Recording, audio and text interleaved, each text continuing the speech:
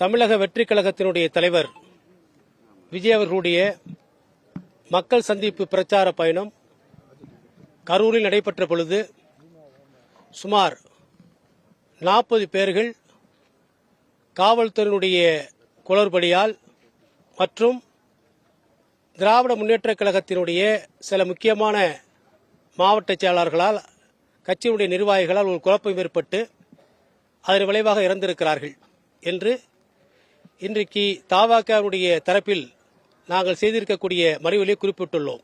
ஆகவே இந்த மாநில அரசு அதை விசாரிக்கக்கூடாது, சிபிஐயிடம் இந்த வழக்கினுடைய அனைத்து விசாரணையையும் ஒப்படைக்க வேண்டும் என்று கூறி இன்றைக்கு நாங்கள் நீதிமன்றத்திலே நாங்கள் வழக்கை தாக்கல் செய்திருக்கிறோம். இந்த வழக்கு இன்றைக்கு விசாரணைக்கு வரும்.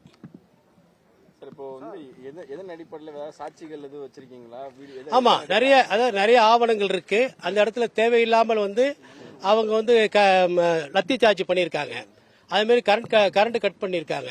இதுக்கு முன்னாடியே இப்படிலாம் சில நிகழ்வுகள் நடைபெறும் என்று அந்த திராவிட முன்னேற்ற கழகத்தை சார்ந்த சில நிர்வாகிகள் முகநூலிலே பதிவு செஞ்சிருக்காங்க. இதெல்லாம் நாங்கள் கோட் பண்ணி எப்படிலாம் இதுக்கான சாத்தியங்கள் அனைத்தும் இருக்குது, அந்த சாத்தியங்களுடைய அந்த ஆவணங்களுடைய அடிப்படையில் தான் இன்றைக்கு இந்த நீதிமன்றத்தில் இந்த வழக்கை நாங்கள் தாக்கல் செய்திருக்கிறோம்.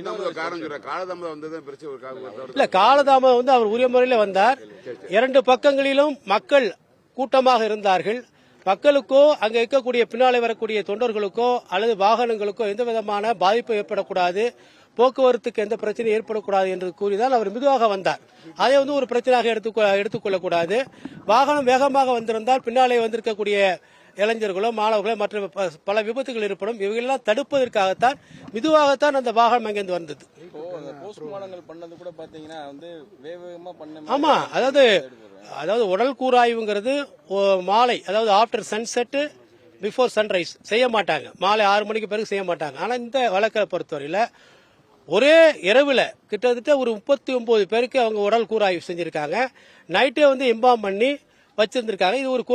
இது எப்படிக்கான இது ஒரு சாத்தியம் எப்படி இருந்துச்சு? இந்த மருத்துவர்கள் எங்கிருந்து வந்தாங்க?